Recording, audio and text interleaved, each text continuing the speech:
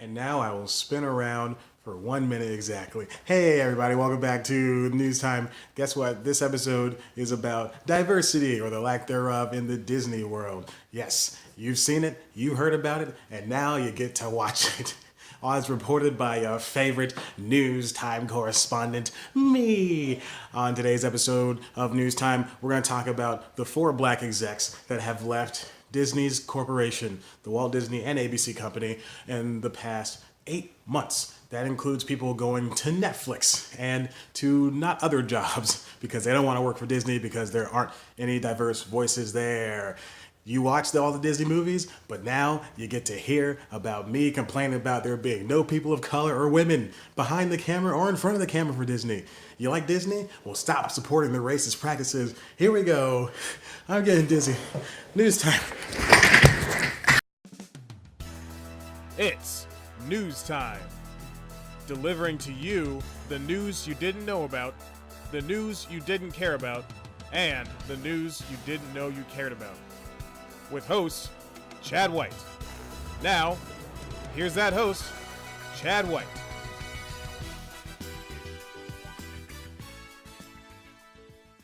Prepare your defensive comments. This one's all about race. Welcome back to News Time. I'm your host, Chad White, and I'm filming this extremely close to the deadline news that you didn't know about.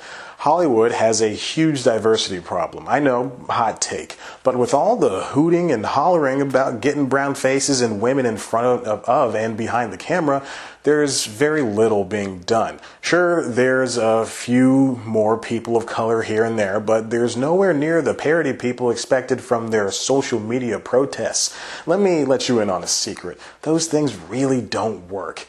Yeah, you saying you'll never watch a show again because it doesn't feature someone that represents you won't really affect things unless everyone does it.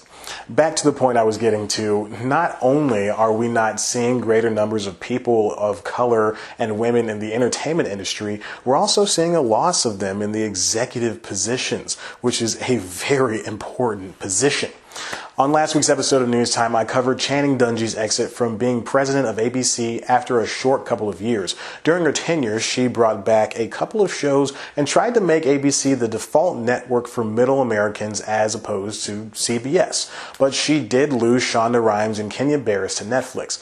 Dungey's leaving ABC bathes the network in a strange light. She'd been mentored by Big Bob Iger himself, who is said to remain an adornment of his mentee. Moreover, we have a reason as to why Dungey left. Before Disney's acquisition of Fox assets, Dungey was up for a promotion, but those plans were put on hold and she was offered the same contract for the same job. And come on, Disney, that's just not acceptable. However, with Dungey's exit, a lot more has been lost. Big jump here, so stay with me. In the last 4 months, Disney has lost 4 black execs. That is a huge problem. Disney's supposed to be this haven of inclusion and making everybody around the world feel welcome, yet here they are with less diversity in their corporate offices than a Pixar movie. Not an out of the way dig there. Pixar is notorious for not having women or people of color creators. That's why Rashida Jones and Will McCormick left Toy Story 4. There were not enough of our voices being heard. Before you come at me with Pixar having movies about women and people of color, yeah, sure, that argument works. Only partially, though. Take a look at Moana. It's the most wonderful tale of a Polynesian girl voiced by a Hawaiian girl trying to find her place in the world. The directors behind the flick, all white guys. 4 of them. The writer, a white man. That's 5 white dudes who made money off of this brown girl. The same can be said about the rest of Pixar and the majority of Disney's slate. And don't talk to me about Coco. Oh, you're trying? Not hard enough. That's what makes the exec exit from Disney. Hold on. Exit. I'm sure one of those is fine.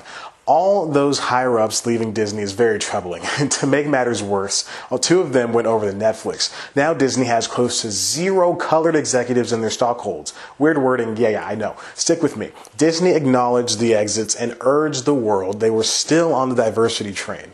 Right. All of this points back to the Annenberg Inclusion Initiative that I will continue to harp on for years to come until this inclusion thing is done right, damn it. I've already talked about it a handful of times. This is another one of those times. Here are the basics yet again.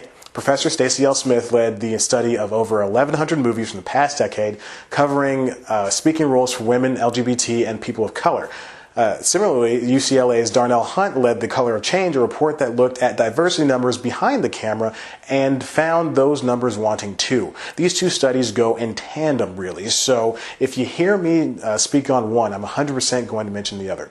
Both have landed on the same conclusions. Hollywood is all talk when it comes to their inclusionary numbers, if those even exist. At the Academy Awards last year, there was a loud bang in terms of famies wanting more diversity. It's been close to a year, and yet we've seen nothing. And don't tell me it takes time to make these shows and movies, so that's why we haven't seen any changes. Because we're in peak TV. A lot of shit has been shot in the past few months, only to see a release on a streaming platform or cable channel recently. Shows like The Kominsky Method, movies like The Ballad of Buster Scruggs. Although, to be fair, that's probably why Netflix scooped up a few more blacks. Again, weird wording, I know.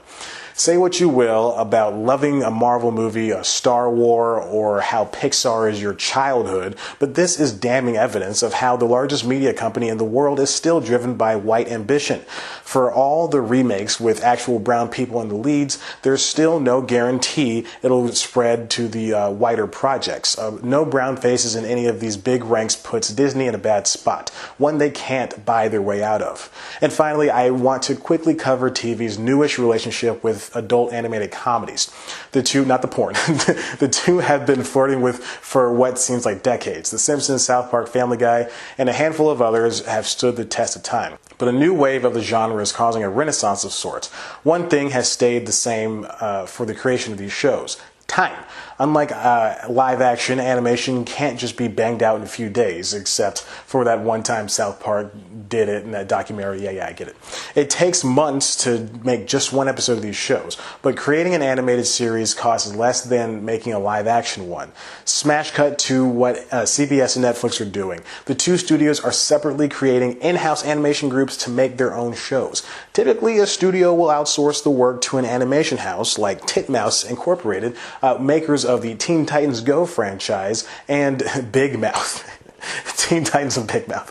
Netflix will pull back on the outside work they send to an animation studio, but turn those funds towards courting creators like Alex Hirsch, whose new deal with the streamer is said to be worth at least $10 million a year. CBS is launching their own studio with the new animated Star Trek series. Hulu, too, is doubling down on adult cartoons, and they're all going to start investing more in animation, too. Shows like BoJack Horseman and Archer are exploding on streaming services. The reason? Maybe it's a mixture of the talent, writing, and a mix of real and outlandish circumstances. Who's to say? People are driven by the familiar and out of this world. One thing's for certain, Disney is full of white men running this show. Full circle. Speaking of full circle, why don't you fully circle on over here to our other videos, and you can also subscribe. Why don't you head on to the website, cpluscomedy.com, where there's some interviews coming out. You can also listen to the podcast, The Application, and The Constitutionals. Like us on Facebook, follow us on Instagram at cpluscomedy, follow us on Twitter at cpluscomedy, follow me on Twitter at chadblackWhite, and be sure to name all of your social handles because you forgot to do it last time. Social.